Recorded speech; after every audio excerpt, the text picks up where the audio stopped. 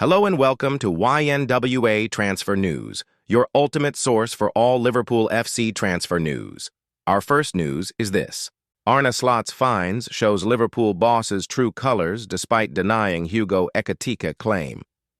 Liverpool manager Arne Slot seems set to handle disciplinary matters behind closed doors to maintain squad harmony, following the same approach he employed at Feyenoord. Slot dismissed any speculation that Hugo Ekitike faced a fine for his Carabao Cup dismissal. The French forward netted the decisive goal as a substitute when Liverpool hosted Southampton at Anfield on Wednesday, but removed his jersey during his celebration. Having already received a caution for an earlier foul, he was dismissed for his actions in the 2-1 triumph. Reports suggested Ekitike would forfeit a fortnight's wages for such conduct, but Slot has categorically denied this claim. Mirroring his methods at Feyenoord, he opted to play down his private conversation with Ekitike. 12 months ago, as Slot prepared for his inaugural Premier League fixture as Liverpool boss, American midfielder Cole Bassett, who served under him at Feyenoord, revealed how he managed his players. There's a line with him, but he didn't want to make too big a deal out of anything to the point where it affected the team or performances. And everybody started talking about it in the media, Bassett told the Mirror. He deals with it internally so it never gets out, and you can move on and focus on team things. Sometimes players do things, and coaches go out in the media and make a big deal with it. Then the focus isn't on the team for the game. I think he did well when we did have issues to keep it internal. Everyone makes mistakes, and then you move on with it. There was a time when we had an international break and the guys who didn't get called into their national teams were able to go away for 3 or 4 days. One player didn't come back on time for training on the Monday. Arne did well to sort it out. The player got fined and he had to take us out to a team dinner. His punishment was taking everybody out and he had to pay for it. He could have made a big deal of it, but the team bonded and the player didn't want to have to pay for a whole team dinner again. He learned his lesson and no one outside of the group ever knew about it at the time. Pressed during his pre-match media briefing ahead of Liverpool's encounter with Crystal Palace, a fixture, Ekitike will sit out due to suspension. Slot dismissed any speculation that the 23-year-old had been financially penalized for his actions. When asked whether Ekitike would face disciplinary measures, Slot responded, "Disciplined means I spoke to him. But if disciplined means a fine, we didn't do that. It wasn't smart what he did." He recognized that straight away and said sorry to his teammates. Players of all ages do make mistakes, and you are allowed at this club to make a mistake without immediately getting fines. He wasn't smart. He is a fantastic human being. If you speak to all staff members and ask them their warmest human beings, he would be in the top 3. Arne Slot drops. Hint over Liverpool's next signing. Liverpool manager Arne Slot has delivered a calm yet decisive message in the wake of Giovanni Leone's season-ending ACL injury. The setback, suffered in the midweek Carabao Cup victory over Southampton, had fueled speculation that the Premier League champions could revisit their pursuit of Marc Guéhi in the January window. Slot's measured approach to squad. Slot was quick to quash any suggestion that Liverpool will rush into the market this winter. The club came close to signing Guéhi, the Crystal Palace captain, for $35 million on deadline day, but the Eagles were reluctant to sell without a replacement. With the England international's contract due to expire next summer, the Reds remain poised to act if he becomes available on a free transfer. Rather than pursuing an early deal, asked about the impact of Leone's absence on future recruitment plans, Slot replied, "That all depends on whether we get more injuries, yes or no. And if there's a chance in the market, all the answers I always give." His response reflected a wider principle that has shaped his successful tenure at Anfield. Since taking over in 2024 and guiding Liverpool to a historic Premier League title in his debut season, Slot has prioritized balance and cohesion over sheer numbers, balancing quality and opportunity. Slot's preference for a leaner squad stems from his belief in maintaining clarity and motivation among his players. "I would not prefer to go to 24 or 25 players. I believe that every player needs to have perspective of development or playing time. If I have to disappoint 4 or 5 players, I believe that is not the right energy that you want to have in the building. This philosophy explains why Liverpool have typically carried a first-team group of around 20 to 21 players, compared to the 24 or 26 seen at some of their closest rivals. The Dutchman argues that such an approach not only fosters a stronger sense of unity, but also allows the club to invest more in individual talents. That is the way we do it, and it is also why we can maybe spend a bit more on one player instead of bringing three in, and that is maybe the difference between the clubs. Versatility as a defensive safety net rather than stockpile replacements. Liverpool's strategy under Slot has been to prioritize players capable of excelling in multiple roles. New arrivals such as Florian Wirtz, who can operate on the left as a number 10 or as a central midfielder, exemplify this approach. Dominik Szoboszlai offers similar flexibility. On the other hand, that means if you get one injury, you don't have two replacements anymore. But that's also why we try to bring in versatile players like Florian Wirtz. Dominik Szoboszlai can play every position. I think Slot's emphasis on adaptable footballers reduces the urgency to seek cover in every position. Even in the aftermath of an injury as serious as Leone's, Liverpool's next steps on Marc Guéhi. The question of Marc Guéhi's future will undoubtedly resurface in the coming months. With his Palace contract running down, the England international remains an attractive prospect for Liverpool, particularly as Slot looks to refresh his defensive options ahead of next season. For now, Slot is determined to resist short-term fixes. His focus remains on guiding the champions through a demanding schedule while preserving the squad harmony that proved decisive in last season's title triumph. As January approaches, all eyes will be on whether Guéhi's situation at Selhurst Park changes. For Liverpool, the decision to act will depend on the market, the injury situation, and the continued pursuit of sustainable success. Arne Slot reveals Liverpool's transfer plan following Giovanni Leone's injury. Liverpool have had a fantastic start to the new campaign with wins across all competition, including a perfect start to their Premier League 2025-26 season. The Reds have carried their form from last season, as they have developed a habit of scoring late goals to win fixtures. However, one of their biggest concerns this season has to be the injury to new signing Giovanni Leone, who has suffered an ACL tear on his club debut against Southampton in the EFL Cup.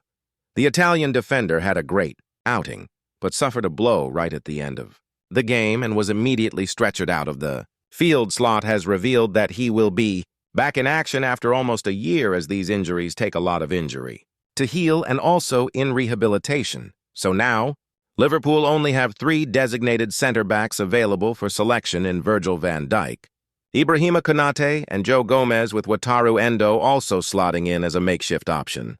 Ahead of Liverpool's away trip to Crystal Palace in the Premier League, Slot was asked if Leone's injury could force the Reds to invest more money in the January transfer window. That all depends on whether we get more injuries, yes or no, and if there's a chance in the market, all the answers I always give, Slot said ahead of the Crystal Palace game. What did Slot say about having a smaller squad at Liverpool? Slot has always prioritized balance and cohesion at Anfield, and that is how he has made a quick impact at the club and guided Liverpool to the Premier League title last season. The Dutchman prefers a squad not more than 21-22 players, as he feels that it allows him to give opportunity to every player and keep the camp happy. He highlighted how a leaner squad is much easier to manage whilst maintaining clarity and motivation among his players. I would not prefer to go to 24 or 25 players. I believe that every player needs to have perspective of development or playing time. If I have to disappoint 4 or 5 players, I believe that is not the right energy that you want to have in the building. This is an area where Liverpool are different from their Premier League rivals Arsenal, Chelsea, and Man City, who have much bigger squads than the Reds. That is the way we do it, and it is also why we can maybe spend a bit more on one player instead of bringing 3 in, and that is maybe the difference between the clubs. Lastly, he pointed out how Liverpool tend to focus on versatile players who can play multiple positions with aplomb rather than bringing more quantity of players to play different positions. On the other hand, that means if you get one injury, you don't have 2 replacements anymore. But that's also why we try to bring in versatile players like Florian Wirtz. Dominic Szoboszlai can play every position. I think, overall, Slot and Liverpool camp are extremely calm even after Leone's injury and a January. Signing at this point is looking unlikely, but if a center-back option like Mark Guehi or Dayot Upamecano becomes available, then there could be a possibility of some transfer activity from the Reds. Liverpool have joined the race to sign 30 meters. Premier League midfielder Elliot Anderson's future dominates transfer. Talk as Liverpool and Newcastle circle. Elliot Anderson's rise since joining Nottingham Forest has been nothing short of spectacular. Having arrived for over $30 million during Newcastle United's profitability and sustainability rules, PSR, struggles in 2024, the 22-year-old midfielder has quickly repaid that investment. Anderson's performances this season have been consistently impressive, earning him full England international status and a starring role in recent World Cup qualifiers. TBR. Football reports that Forest have made it clear they have no intention of entertaining any interest in him, despite several Premier League clubs showing serious interest. Ange Postecoglou, Forest's manager, views Anderson as a cornerstone to his team going forward, highlighting just how integral the young midfielder has become to their ambitions.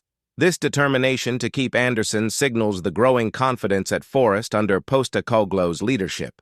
Evangelos Marinakis, Forest's owner, is reportedly in a strong financial position to resist bids, a significant shift from last summer when the club was forced into high-profile sales to meet PSR obligations. Liverpool's midfield puzzle.